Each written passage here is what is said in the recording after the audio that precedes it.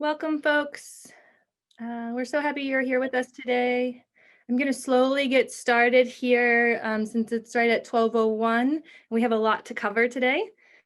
So welcome. This is Climate Generation's Teach Climate Network Workshop, Scientific and Social Solutions. As you come in, just please mute yourself. You can keep your video on if you like, and if you need closed captioning, it's under the the three dots in your Zoom toolbar. You should be able to find it there. If you have any questions about how to get set up, you can put them in the chat and someone can respond to you. My name's Lindsay Kirkland. I'm the Climate Change Education Manager at Climate Generation. I use she, her pronouns, and I'm coming to you from Dakota Land in St. Cloud, Minnesota. And I'm going to pass it over to my colleague, Megan. Thanks. Good afternoon, everyone. I'm Megan Weck. I'm the Senior Education Coordinator. I use she, her pronouns, and I'm coming to you from Dakota Land in Minneapolis, Minnesota. We're also joined today by Elizabeth Bagley from Project Drawdown. She's waving. We're going to introduce her in just a few moments after we do our introduction here. So as we begin, you might have heard that Megan and I did a land acknowledgement. And a land acknowledgement is taking a moment to recognize the Indigenous peoples whose land you're occupying. So we want you to, in the chat, introduce yourself using your name and, if possible, the Indigenous land that you're occupying. And we have a resource here for you. I'll put the link in the chat. It's a great resource.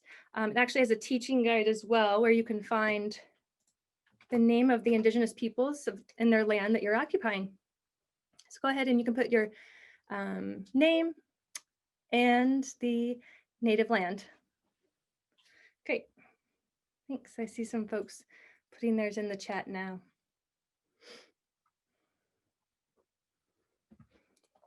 It's great to see all of you here. I know things are busy now, and thanks for making time to join us today. And as you populate the chat with your name and your Indigenous land, I'm going to give a little background on why we do land acknowledgements. So we take time to acknowledge the native land we're on because it's easy to forget that we still are occupying lands. Due to genocide and colonization, the lives of Indigenous peoples and their communities are hidden from us usually. We know that they're alive and they're leading changes in our world. We recognize their tremendous resilience and innovative climate change solutions that are created by those people. And we seek to raise up their voices in climate change education whenever we can. And a land acknowledgement is the way that we do that. We're proud of our country's incredible diversity and know that our vision for an equitable future will only be achieved when we work together and when we bring the experiences and expertise of folks from around the globe. And so we hope to do a little bit of that today. Here's a basic agenda for our workshop today. We're going to spend some time grounding in our theme of scientific and social solutions. We're going to hear from Elizabeth Bagley from Project Drawdown, and we're going to explore green careers for a changing climate and their connection to the Drawdown Solutions framework.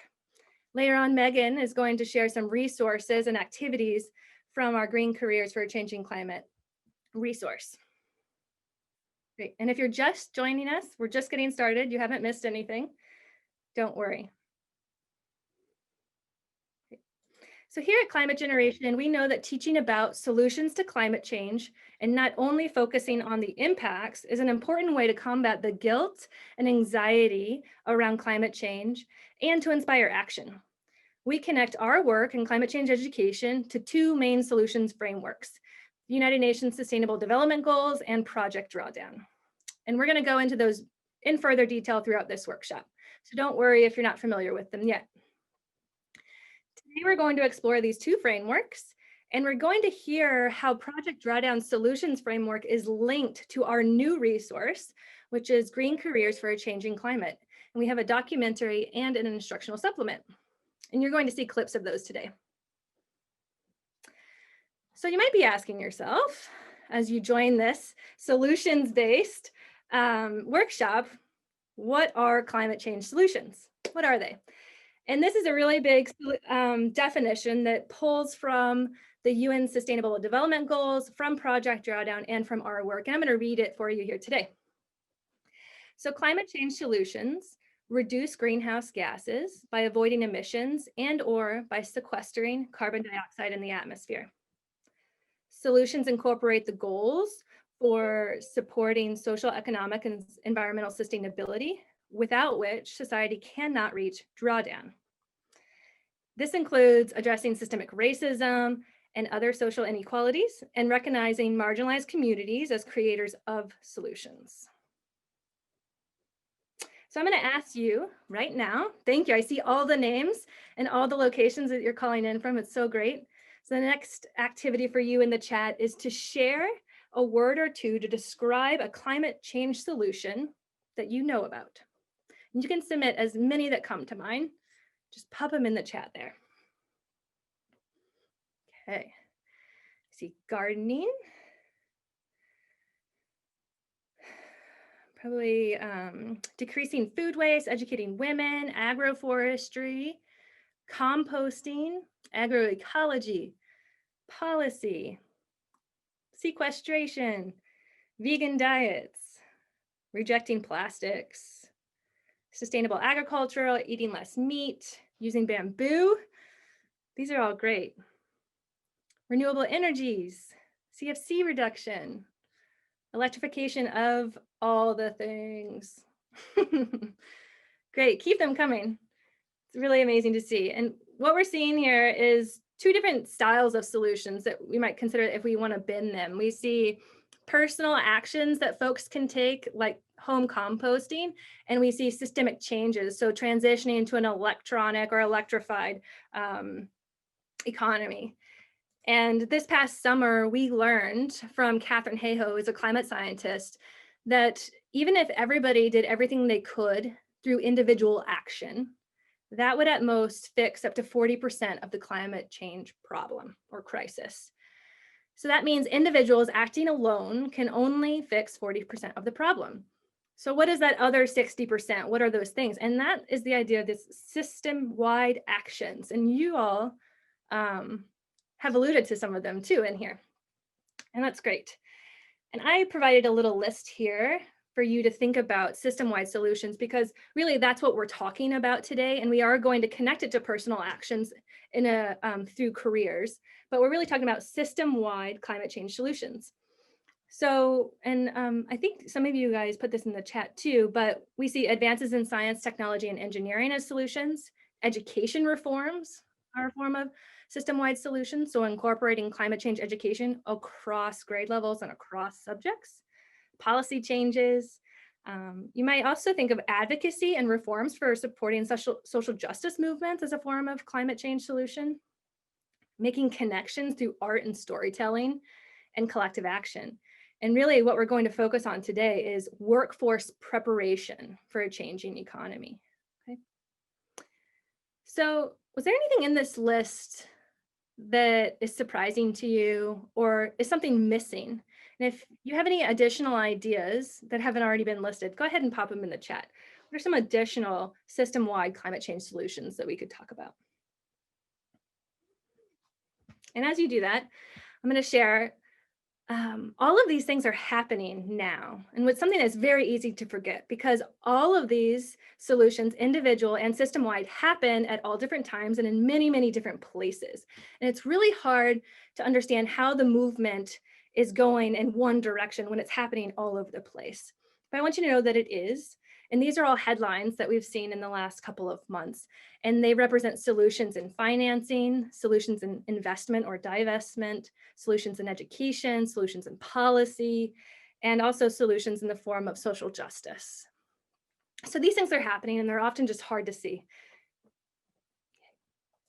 So what does this look like in your classrooms or in your education environments, right? Oftentimes we talk about these big ideas and we forget to say, what does this look like in my work or in my life? And I have some suggestions here for you today. So one, you want to start and focus on solutions in your classrooms. Maybe shoot for 70% solutions, 30% impacts, and start with solutions like we have today. I've shared stories with you about all the great things that are happening, rather than telling you all about the bad things and then saying what we're doing. Okay. You also want to set a foundation in global and local solutions using big frameworks like Project Drawdown or climate action plans or the SDGs.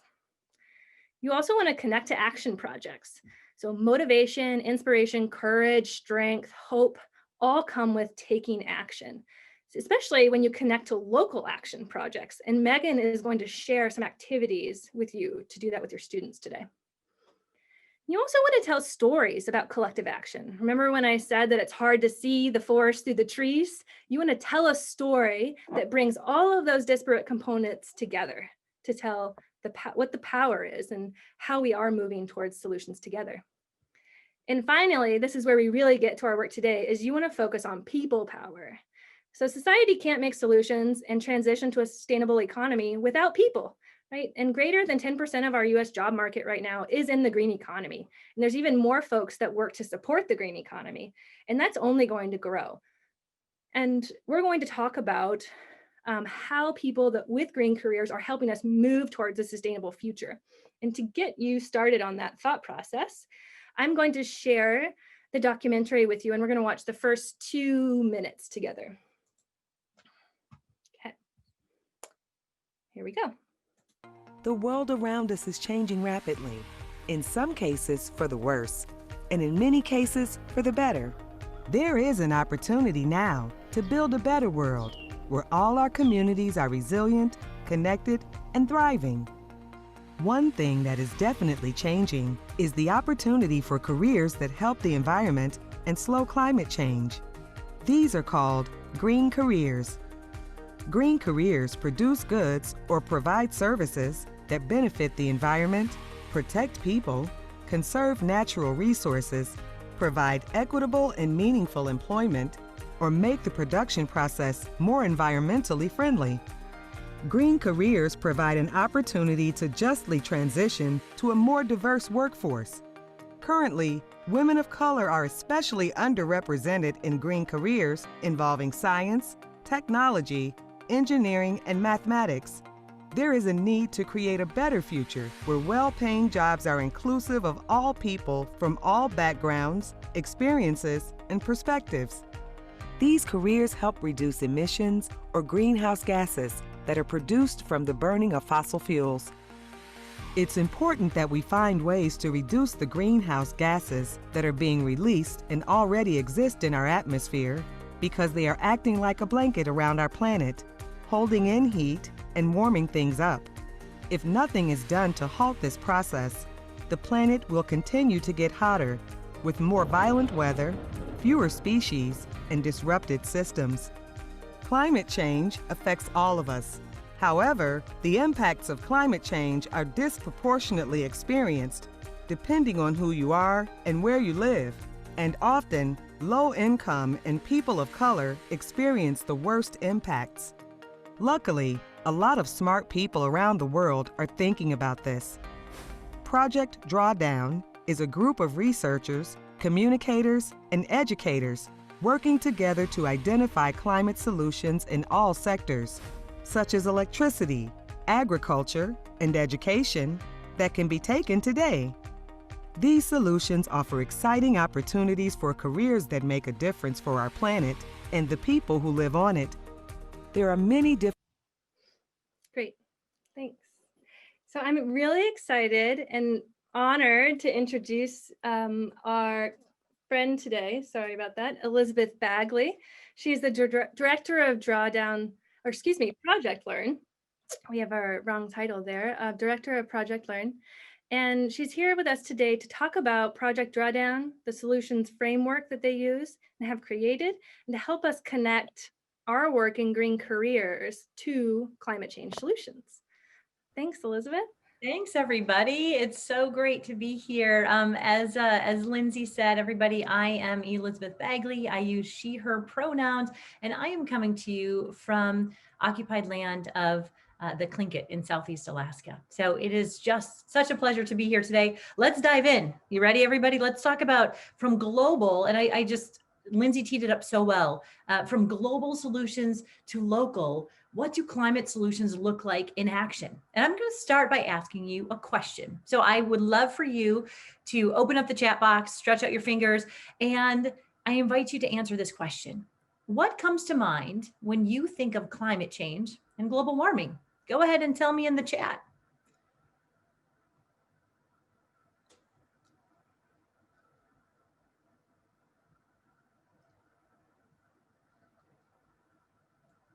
All right, I'm seeing fear, huge storms, extreme weather, lack of biodiversity, rapid change, extinction, ocean acidification. I see a couple of things in there about action projects and climate education, floods, instability, intersectional and systemic challenge, environmental injustice. I love this, everybody. Thank you so much for sharing your thoughts. This is not a question that is unique to me or Project Drawdown, the group that I work with. It actually comes, this question was from a survey done with 14,000 people all across the globe. And when those 14,000 people were asked the same question, 44% of those people said that they think about outcomes when they think about climate change and global warming. They think about a lot of the same things we mentioned, things like changing weather, melting ice caps. About 18% of the people said that they think about the causes of climate change, things like the burning of fossil fuels like coal, oil, and natural gas. And only 3% of the people surveyed said that they think about solutions. So if you weren't thinking about solutions when I asked that question, you are definitely not alone. There is a real opportunity here to start a solution about climate solutions. And Lindsay teed that up so well. And that's what we're going to talk about today. I'm going to pause real quick. Can you all see my screen okay? Okay, cool. Double thumbs up. Great. Just wanted to double check. So my hope today is that after today, you will have loads of solutions in your back pocket that you can share with the students and friends and family and community members in your life. So you might be wondering, what are the solutions? Well, we've got a lot of them. This, by the way, is a poster. You see a version of it behind me. In the coming months, we're going to have a way for you all to download them from our website, which is drawdown.org. But for now, know that they're here and they will be coming. And getting to this poster, getting to these solutions was what actually formed Project Drawdown, and that's the organization I work for. So at Project Drawdown, we're the world's leading resource for climate solutions. And specifically, what we did was we in 2017 came out with a book, Drawdown, and in March of this year came out with a brand new Drawdown review that's now available in English, Spanish, and French. And it's a free download from our website. Again, thank you for putting that in the chat at drawdown.org. And this resource has been used by educators, by cities, by universities, by corporations, philanthropies, policymakers, and communities, and many others to really turn towards solutions, to figure out what we can do, what levels of agency we can work at in our homes, in our communities, and beyond to really put climate solutions into action. These are some of the people who have worked on Project Drawdown over the years. The model we use is one where we survey the landscape of peer-reviewed research on climate solutions. So we're looking at all different things that people are trying around the world. We're looking to see what's most financially feasible, what's scalable, and what has the kind of impact we're looking for. And those are the solutions that we then dive deeper into and communicate with you all about in terms of reaching drawdown. You might be wondering, well, what is that weird word, drawdown? When I first started, I was like, I don't get it. Why are we called Project Drawdown? Like, I don't understand that word. Well, it's actually a scientific term. And that scientific term indicates the future point in time when levels of heat trapping gases, so that squiggly line, those are the heat trapping gases in our atmosphere over time, when they stop climbing and start to steadily decline. Boom, that's is a moment of drawdown. And that's a really crucial turning point for life on Earth. And it's a point that we need to reach as quickly, safely, and equitably as possible. But how do we get there? There's a lot of different ways to get there. And that's what's so exciting about the time in the world that we're living in right now. So I want you to imagine a climate equation. And I want you to imagine that this gray box in the middle of the screen represents all of the heat trapping gases that humans put into the atmosphere, have put into the atmosphere over time. And so if we know that that's the vessel of those heat trapping gases, one question we might ask ourselves is, where are they coming from? Well, we know where those gases are coming from, and that's an incredible place to start, right? So we know that the sources of those heat trapping gases are coming from electricity production, food, agriculture and land use, industry, transportation, buildings, and other energy related emissions. But thankfully, the story doesn't end there. nature does an enormous favor for us, and nature removes about 40% of those heat trapping gases that we put into the atmosphere. And this is nature all by itself doing what it does best. But about 60% of those heat trapping gases are left behind. And that's to what Lindsay talked about before. And the video, the documentary does a great job of explaining this. It's creating that thick blanket around the planet. And that thick blanket is what's causing all of the negative outcomes of climate change that we're seeing and that we mentioned earlier in the chat.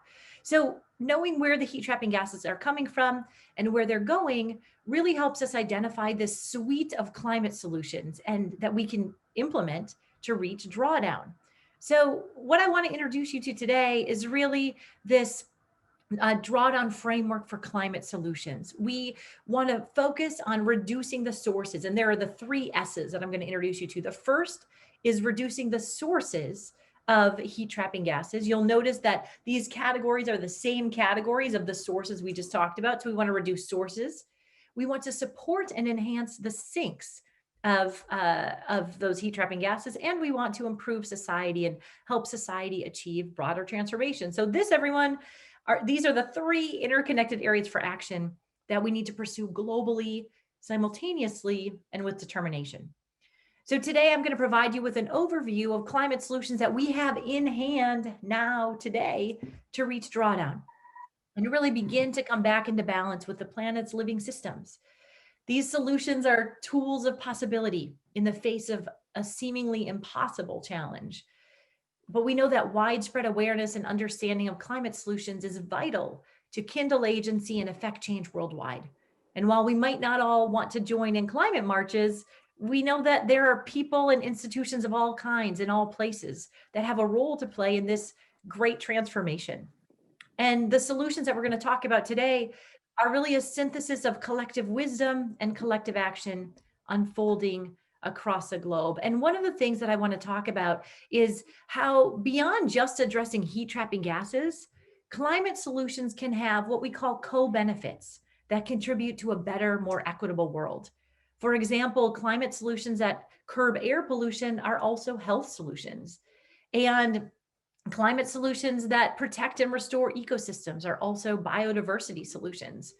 Many climate solutions create jobs, they foster resilience to climate impacts like storms and droughts, and they bring other environmental benefits like safeguarding water resources. We know without a doubt that climate solutions can advance social and economic equity if they're utilized wisely and well, with attention to who decides, who benefits, and how any drawbacks are mitigated. It takes intention, it takes care, and it takes courage to move solutions forward in ways that heal rather than deepen systemic injustices. And we have the opportunity as the people who are alive on this incredible planet today, and we have the obligation to co-create systems that are safe and equitable, ensuring that both people and the planet can thrive together. Climate solutions don't come to life unless there are people behind them. People who are passionate about, who are trained, supported, and put solutions into place. And so as educators, we have the opportunity to teach about solutions through the lens of green careers, because we need to support the existing and the growing green economy. We can't put these solutions into place without people in these roles. So these are the 8 green STEM professionals who are highlighted in the Climate Generation documentary and instructional supplement that we're going to talk about today. I'd like to explore climate solutions through their eyes. So let's start by looking at the electricity sector. So since the emergence of electrical systems in the late 1800s, society's created most of its electricity by using fossil fuels, by burning things like coal, oil, and natural gas. And the locked up energy of the long buried plants and animals is turned into electricity as carbon dioxide spills into the atmosphere as a byproduct. All right, everybody, these are our bubble diagrams. I'm going to give you a few seconds while I let my dog out because she is saying she wants to go out. I'm going to let you take a look at these bubble diagrams. All right, we're back. Thanks for the patience, everybody.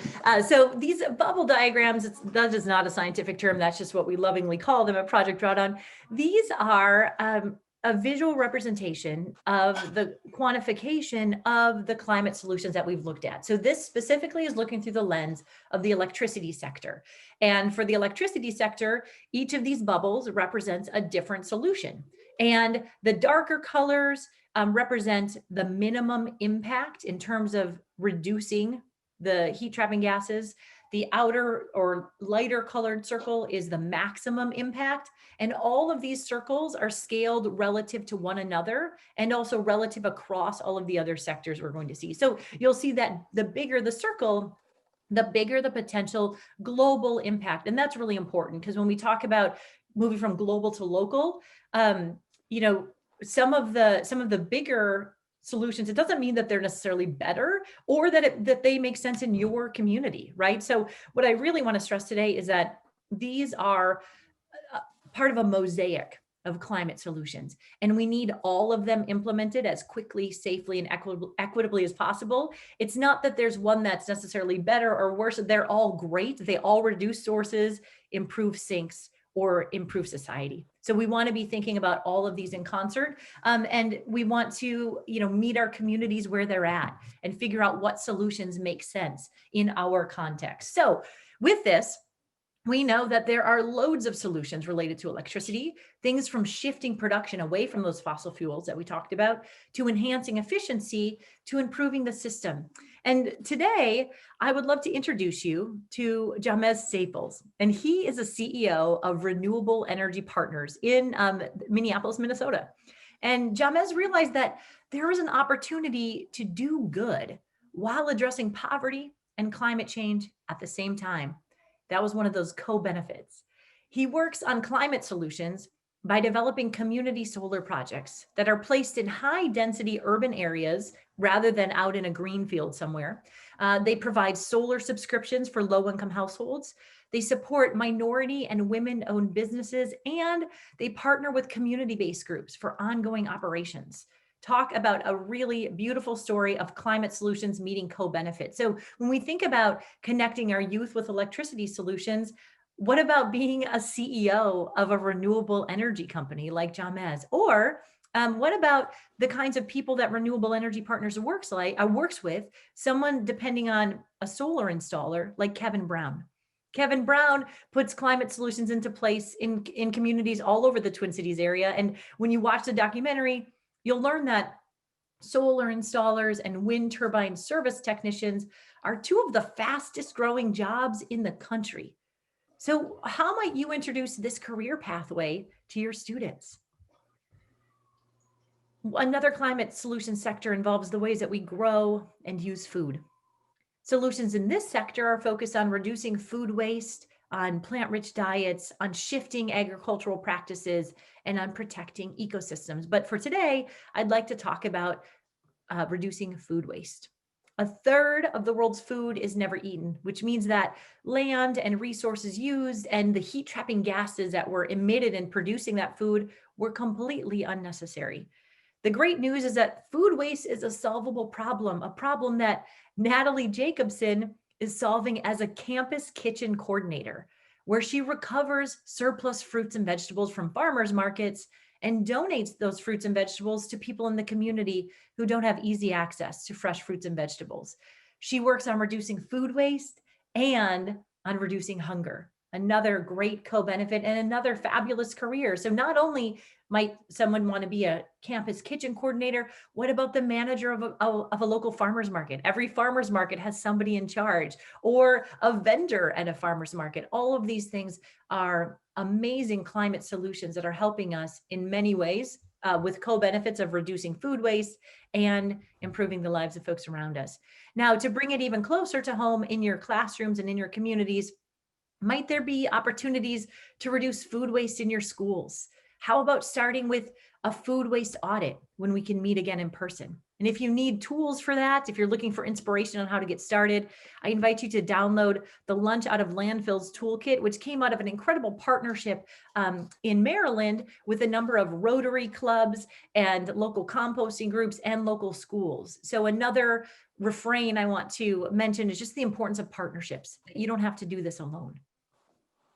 When we think about the industry sector from concrete to computers, cars to clothing, industry is a sector of production that makes them all.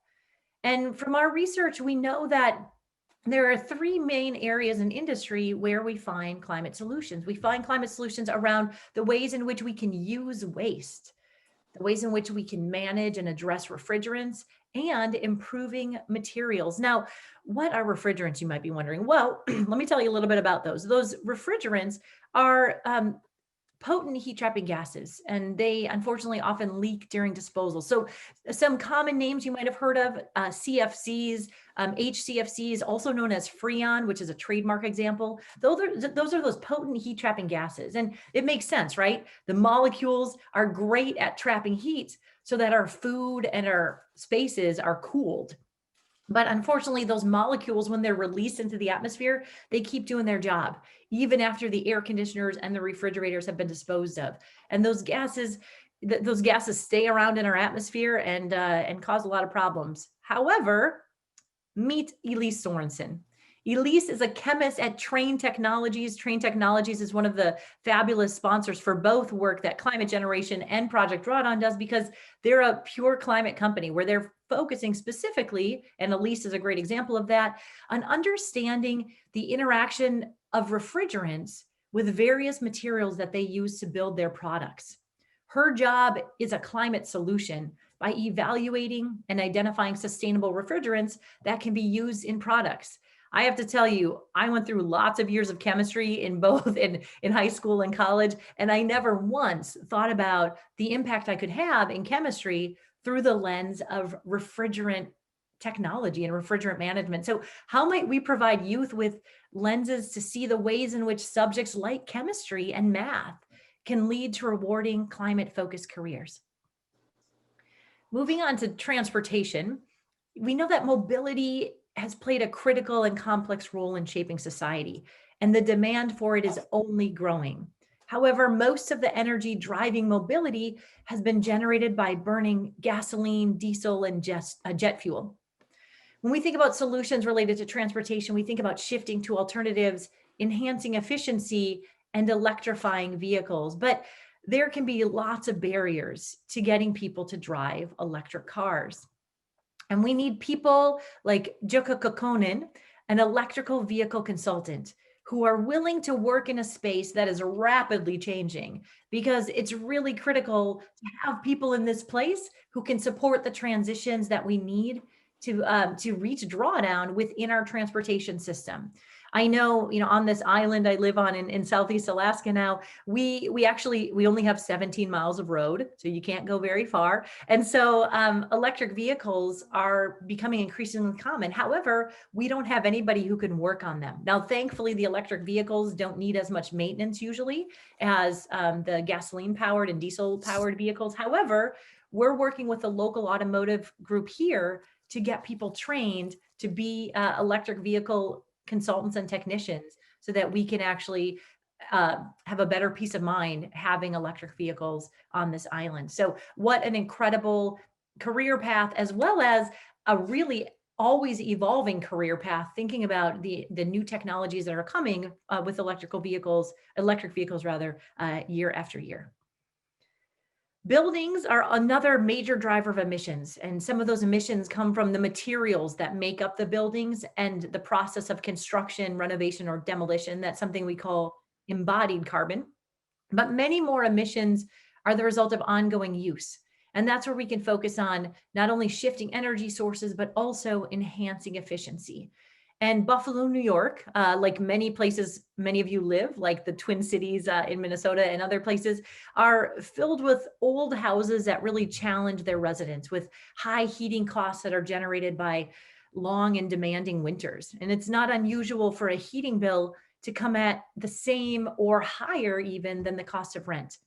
And in Buffalo, there's a group called Push Buffalo, People United for Sustainable Housing. And they're working together in efforts to weatherproof homes, to install solar energy systems, and work together to gain climate resilience. By enhancing energy efficiency, uplifting residents, and building partnerships, communities can be powerful leaders in advancing health equity and climate resilience, but they can't do that alone. We need people like Katie Reamer. They are critical to improving energy efficiency in buildings. There are many, many careers that make our homes, our schools, and our community buildings more energy efficient. And these careers are diverse and they can be found all across the country, everything from construction and manufacturing to architecture and just changing the ways in which we use energy in our homes. So how might we weave some building related content into our curricula so that youth can see a way forward for themselves as a climate ready career, potentially in the building sector? So we've talked about the sources. We know one of the things we need to do is reduce the sources of those heat trapping gases. We also need to support the sinks and let nature do what it does well. And we know that land is a critical component of the climate system. It's actively engaged in the flows of carbon, nitrogen, water, and oxygen, which are essential building blocks for life. And when we think about the solution areas related to land sinks, we want to really focus on shifting agricultural practices to be more regenerative. We want to protect and restore ecosystems. We want to use degraded land in the best way possible and address food waste and diets. And so for this story, I want to take us to the edge of Bluffton, Georgia. It's one of the poorest counties in the United States, and it's where Will Harris and his family have turned White Oak Pastures into one of the largest pasture-raised livestock operations in the entire country. It's a grand experiment in the deindustrialization of agriculture. White Oak Pastures supports 110 employees, but those employees don't feed animals. They feed the microbes in the soil. The microbes feed the soil, and the soil feeds the plants, and the plants feed the animals, and they breed and they grow, and the animals are turned into meat, and they're sold for money to keep the whole system going. The health of the soil is connected to the health of the community, and the healthy soil sequesters more carbon, acting as an important land-based sink, which is a critical climate solution. But this kind of work doesn't happen overnight.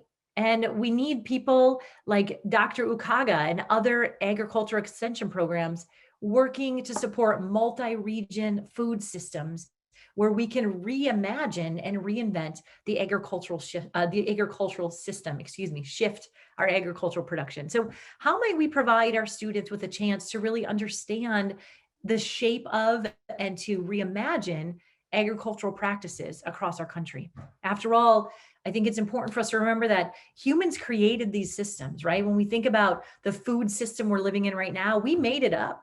And so that means we can change them. So let's figure out how we can support the students in our lives in really creating that next chapter of life on Earth. And some of the planet's most critical processes happen where sea and air meet as the oceans absorb and redistribute heat and carbon, which are both rising due to a glut of emissions in the atmosphere. We're conducting new research in this area right now, and one career path that your students might want to explore around ocean and coastal sinks is the path that Anna Vang took. She's a policy associate with the local government in St. Paul, Minnesota. As part of her job, she reads and she summarizes information for the mayor so that policymakers are informed about the latest research related to climate. Her job is so critical when we think about the importance, as Lindsay talked about earlier, of really using policy as a lever for change. So we talked about supporting sinks, reducing sources, and now we're going to talk about improving society. And improving society includes solutions that we should implement anyway, even if climate change was not an issue. Because by developing a more equitable society, we can actually help with climate change. We know that access to high quality voluntary reproductive health care and to high quality inclusive education are fundamental human rights and cornerstones of gender equality. In more indirect ways, making strides in health and education can also benefit the climate. So one resource I want to share with you today, in addition to the incredible documentary and instructional supplement from Climate Generation, is an organization or a website called the Solutions Journalism Network. And they specifically have a Solutions U teaching collection that they've aligned to the Project Drawdown climate solution. So if, let's say that in your class, you want to focus on, you want to give your your students an opportunity to really learn about food waste. You can curate and customize the content that you want. There's already a description of what that means. There are also stories that they've curated for this collection focused on food waste, as well as other links that the students might be interested in. And you can ask specific discussion questions to really dive deeper into some of these solution areas. I highly recommend their work. I also recommend checking out the Drawdown Eco Challenge. It's a fun and social way to take measurable action on climate. The Eco Challenge runs year round. You can create teams, you can track progress. Lots and lots of schools use these as competitions among different regional schools or even classroom to classroom, all while putting climate solutions into place. There are actually specific youth actions. The Youth Climate Eco Challenge ran from April until May of this year, but you can access all the content. And what's great about the youth focus one is that those are actions that really make sense and are relevant and relatable to youth. So I highly recommend checking out the Eco Challenge. So if we do all of these things, if we reduce sources by implementing solutions focused on electricity, food, agriculture and land use, industry and transportation and buildings, and we support sinks on land and in the ocean and improve society through healthcare and education, we can actually reach drawdown. So I've shared a few climate solutions with you today, and I know you have many of your own climate solution stories underway in your communities. So what's next? Well, I want to give you a little sneak peek about what we're working on at Project Drawdown. In early 2021, you can expect some highly produced videos that dive into the science behind climate solutions. Our executive director, Dr. Jonathan Foley, just recorded those videos, and he is interviewing these 10 climate experts from policy. And this is actually a great example of other climate careers. Some of these folks work in academia. Others are on the Weather Channel. Marshall Shepard's on the Weather Channel. Others work in Brazil on forest work. Others are policymakers. Here, this will be another lens for you all to look through and provide the youth in your life with examples of green STEM careers. We also recently released a paper aligning the Drawdown climate solutions to the United Nations Sustainable Development Goals. One thing that is important for us to remember is that these are not conflicting goals. These are absolutely perfectly, beautifully aligned. And if you're interested in that, reach out and I'm happy to share the paper. And soon we'll have copies of these posters that are available for you to download and print. And hearkening back to Lindsay's earlier comment about systemic change, that's what this side, the posters are double-sided. And this side of the poster dives into our accelerators. What are the things that we need to help accelerate climate solutions? Well, we need to shape culture. We need to build power. We need to set goals, alter rules and policies, shift capital, change behavior, and improve technology. Those are incredible ways that we can accelerate change within the climate space. And of course, do not forget about the classroom resource and the incredible documentary from Climate Generation. So I'd like to invite you back to the chat box. And at this point, I'd like to ask you the same question that we started with. What comes to mind when you think about climate change and global warming?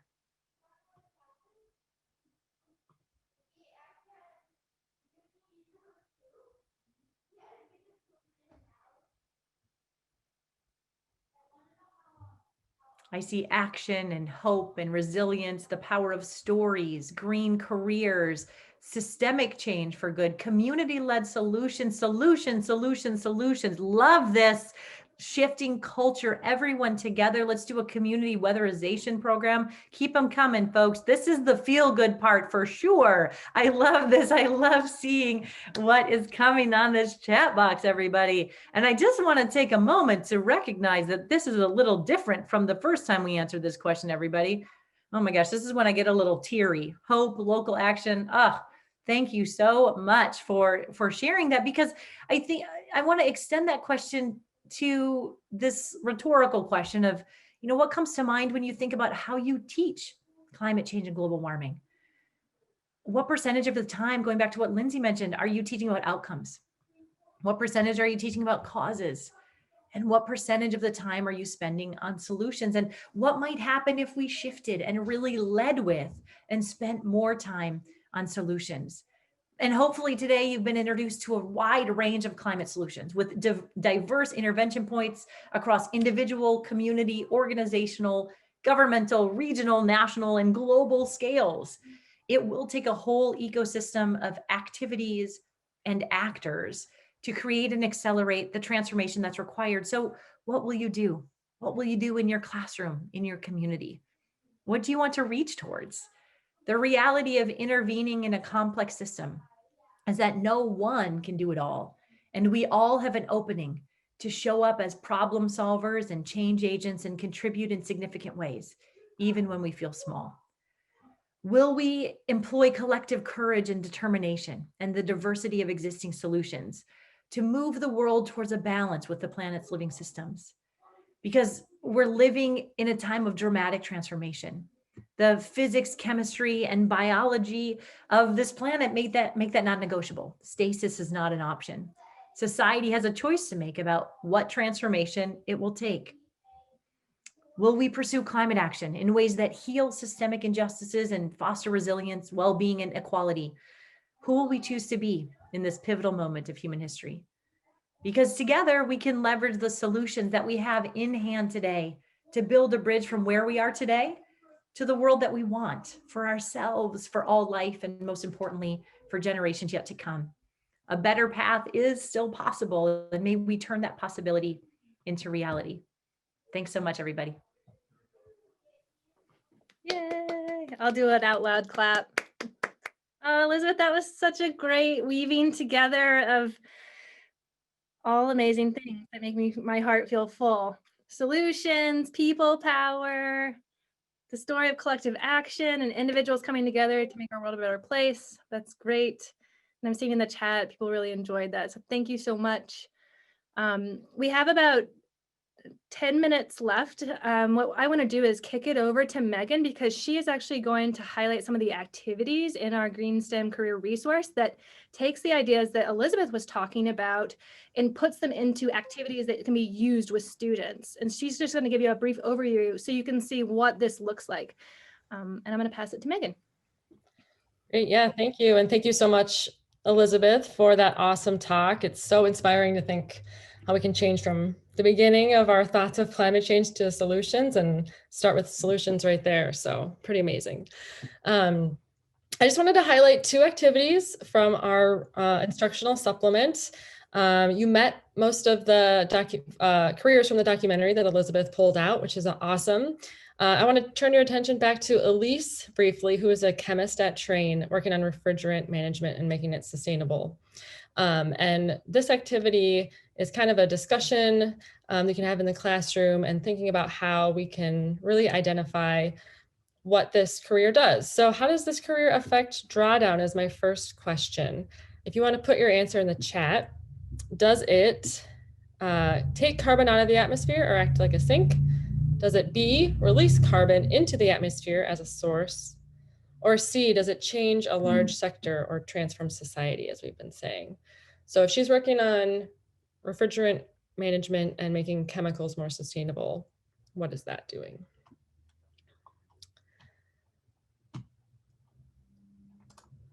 Let me pull up the chat here. Most folks are saying C. Yeah. So I would say, yeah, it definitely transforms society, figures out how we could make it better. But I think you could argue for possibility of it being a source as well, if you think about that, because you are still contributing carbon, but trying to do it in a sustainable way.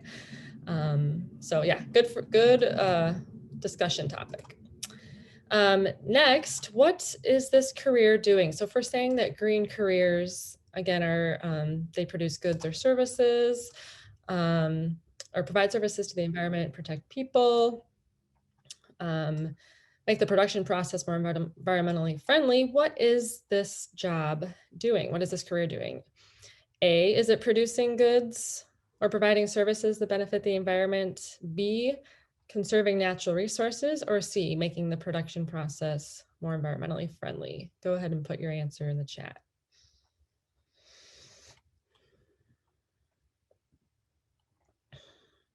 Yeah, it looks like most folks are saying C again. A little bit of B possibly, or maybe all of them. Yeah, so it's again, no right or wrong answer. It's good to just kind of think about maybe what parts of each job do different things. And then if you know, or maybe if you could find out where to look, but is this career found in your community or in your state? How would you know? Does anybody know if they have trained technologies in their state, or a career that provides work for a chemist? Thinking of possibly wastewater treatment plants are big employers of chemists. So yeah, if you have any ideas, go ahead and share them in the chat.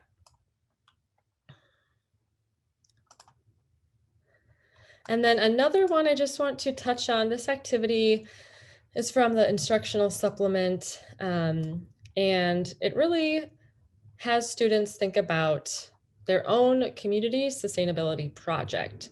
So thinking about the sustainable development goals and the sectors that are in Project Drawdown, and the opportunities to not only work on them in the future as a career, but we want to think of how students can engage right now, where they are in their community, to really think about how they can have hope and be, have a certain role in climate change solutions.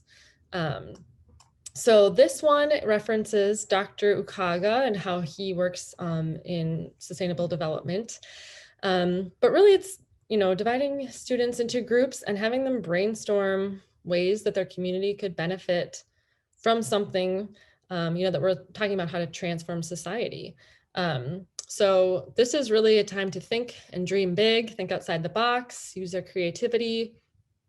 And it can be done as sort of a hypothetical, like who could you connect to, what could we do? Or you could actually have them do and produce this project and work with their community members. Obviously, things are different currently in a pandemic, but you could also think about ways to do it virtually or think about for the future. So with this community sustainability project, we have students focus on one or more Project Drawdown sectors. So Elizabeth talked a lot about them today: the electricity, food, agriculture, transportation, buildings, health and education. So picking one or more that they're interested in or passionate about, and seeing what sustainable development goals could be partnered with those. So those are listed here. And I would encourage them to think about how anything can be connected. You can connect electricity to gender equality. You could connect buildings to no poverty. So thinking about how all of these issues are really connected and, transform society to be better regardless of what the crisis that they address as well. And then thinking about those, how the goals and drawdown sector, then how does that go towards one goal for your community and a project that you could actually work on? So this just outlines from our instructional supplement the questions that we would ask the students to think about. So really think about who they could connect to in their community to partner on a project like this, how their school could help, how they could really create goals that would help benefit something that is, in a local place that they are passionate about and care about. So that's kind of the goal of a project like this. So with that in mind, I would love you all to share in the chat as we close out here soon. What are some examples of projects your students could create, or maybe have already created or worked on, or things that maybe you have done as well in your community that are solutions?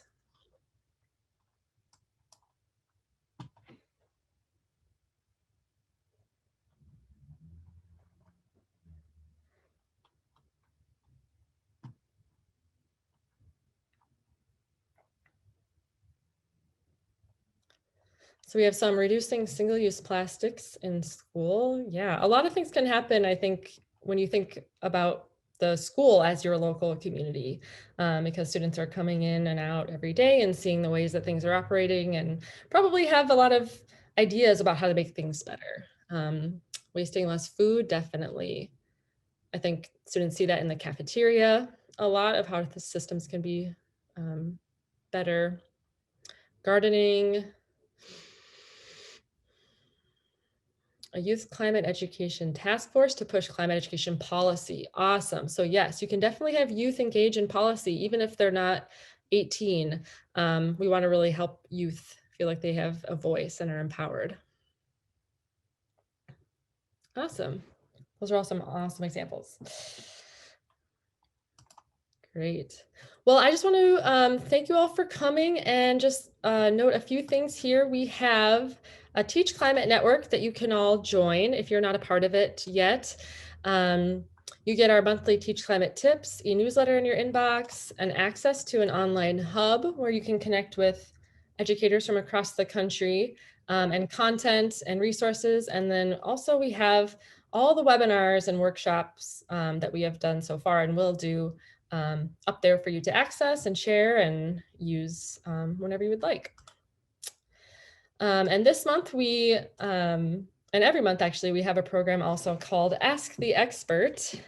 This month we obviously were talking about solutions. So we had we had Sarah Goodspeed, who's a youth and policy manager, and Huda Alkoff, who's the founder and director of Wisconsin Green Muslims, talking about their work in solutions and social justice and how it intersects with climate change. So go ahead and check out their answers to the questions that people pose to them, and look out for December when we are connecting on storytelling and climate change. But with that, I would like to thank everyone for joining today. Thank you, Elizabeth, for your beautiful presentation. Keep up the good work, everyone, and I hope you all stay safe and healthy. Thanks, everyone. So great to see you all. Thank you, Elizabeth. Your story was amazing. Can I ask a question quickly? Yeah. So I just wanted to introduce myself. I'm Matt Nadroy. I'm actually a student at Washington University. I just found out about this event because we were talking about Drawdown in one of my environmental studies classes. And I'm really passionate about all the work you guys are doing. And this is actually a really great opportunity to learn. I was kind of interested. I thought it couldn't hurt to ask because I'm really interested. Is there a chance that either Climate Gen or Drawdown is offering internships or jobs this summer? I really love to get involved, and yeah, I just thought didn't think it would hurt to ask. Yeah. I can speak for Climate Generation. We do have an internship that will become available and might already be posted. If you put your email in the chat, I can make sure it gets to you. Oh, thank you. That'd be great. Yeah, it's virtual. Yeah, thanks for your interest, Matt. We're glad you're here. We don't have anything posted now, but feel free. Maybe Lindsay can connect us via email, and then we can talk about stuff. And yeah, thanks so much to everybody for putting solutions into place. Yeah. Thank you. It's a great opportunity. I appreciate it. Thanks, Matt. Yeah, thanks for your interest. Yeah.